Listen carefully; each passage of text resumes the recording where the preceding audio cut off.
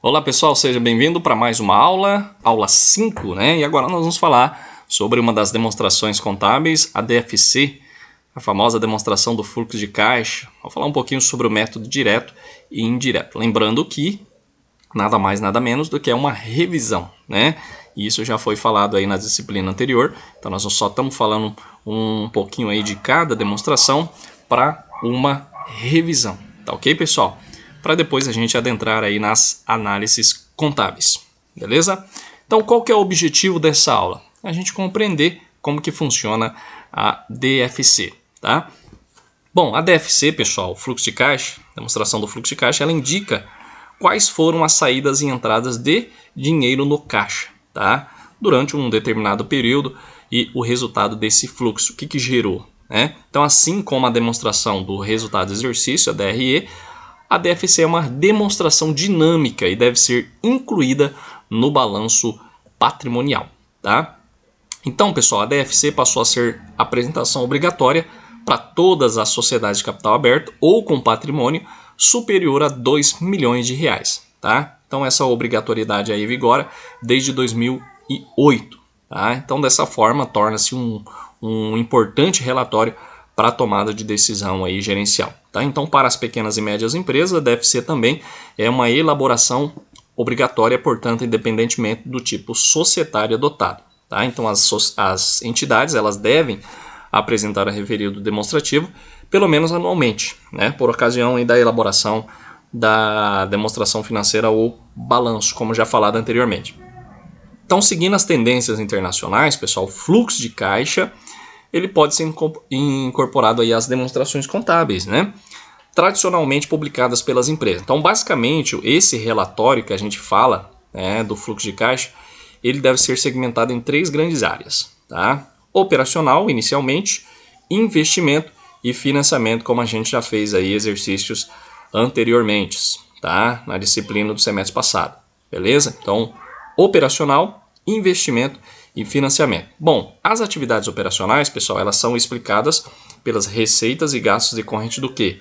Da industrialização, comercialização ou uma determinada prestação aí de serviço da empresa, tá? Essas atividades elas têm ligação com o capital circulante líquido da empresa. Já as atividades de investimento, pessoal, são os gastos efetuados no realizável a longo prazo, tá? Como investimentos no imobilizado ou intangível, bem como as entradas por venda dos ativos registrados nesses referidos grupos, tá?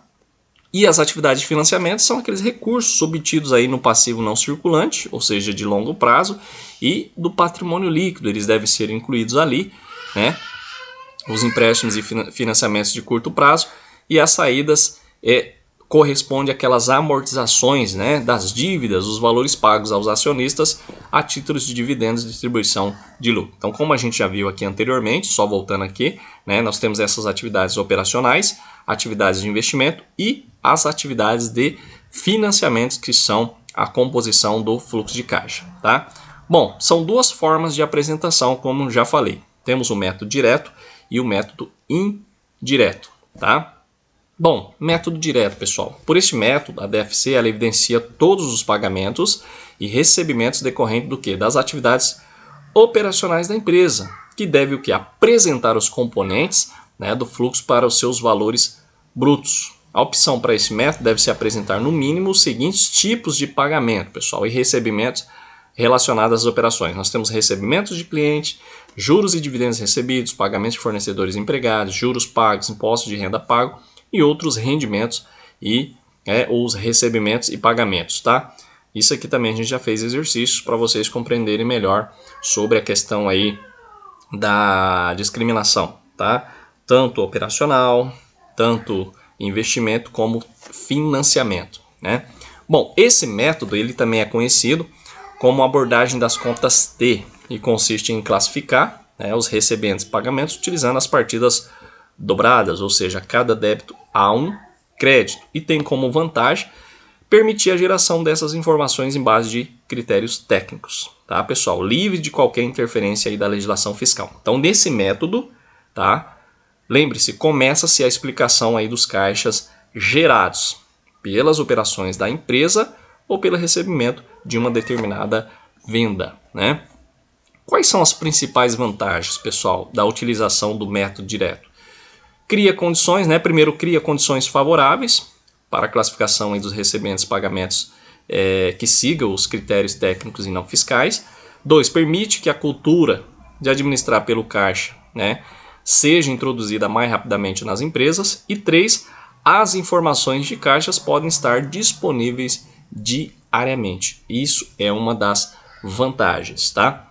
Mas, é claro, temos as desvantagens também, tá? Qual que é a primeira desvantagem? O custo adicional para classificar os recebimentos e os pagamentos, tá? A falta, né? 2, a falta de experiência dos profissionais também na área financeira em usar as partidas dobradas para classificar aí os recebimentos e pagamentos. Então, temos vantagens e temos desvantagens, tá? Então, as desvantagens, primeiro é o custo adicional para classificar esses recebimentos e pagamentos, e o 2 é a falta da experiência desses profissionais, tá? Que não tem aquelas noções conforme devem ter para usar aí as partidas dobradas para fazer a classificação, né, dos recebimentos e os pagamentos, tá? Então nós temos aqui uma DFC, tá? Só para vocês observarem, ó, atividades operacionais, atividade de investimentos e atividade de financiamento, tá? Isso aqui também foi um exercício aí que a gente trabalhou com o pessoal de economia, né, que está fazendo o curso aí de análise sobre o fluxo de caixa. Então a gente trabalhou em sala de aula explicando aí para eles como que funciona a confecção, tá? Bom, método indireto, pessoal. O método indireto ele vai consistir aí na demonstração dos recursos provenientes das atividades operacionais a partir do lucro líquido, tá? Que vai ser ajustado pelos itens que afetam o resultado, tá? Isso aqui também a gente fez um exercício para os alunos compreenderem melhor, como o ajuste que a gente teve aí, né? Como a depreciação, a amortização e exaustão, que a gente incluiu, aumentando em si o lucro, né? Chamado lucro líquido ajustado, mas que não modifica o caixa da empresa. Bom, bem como destaca o Manual de Contabilidade e Sociedade por Ações, o método indireto, pessoal, principalmente pela sua parte inicial, o líquido lucro ajustado, é semelhante a doar, né? Contudo, apesar, né, que a gente sempre fala de seguir aí a mesma linha, comenta que no método indireto parte-se do lucro líquido, né? Para após os ajustes que se tem, necessário chegar ao valor da disponibilidade produzida em um determinado período, tá? Aquelas operações registradas na DRE. Então, se refere à semelhança com o doar, tá? A demonstrações de origens e aplicações de recursos. Então, o autor ele destaca que as comparações se estendem apenas às contas circulantes, nesse caso do método indireto, tá?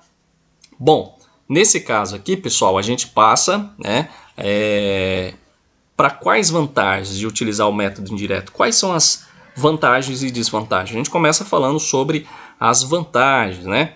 Primeiro, representa baixo custo, né? Basta utilizar aí 2 balanços patrimoniais, o do início e do final do período, a demonstração de resultados e algumas informações adicionais obtidas aí pela contabilidade. Então, baixo custo, né? É uma das vantagens.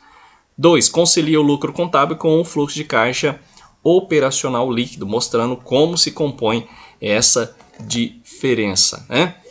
E quais são as desvantagens, né? A gente sempre tem vantagens e desvantagens. Primeiro, o tempo necessário para gerar as informações pelo regime ali de competência e só depois convertê-las para o regime de caixa, tá? Se isso for feito de uma vez por ano, por exemplo, podemos ter o quê?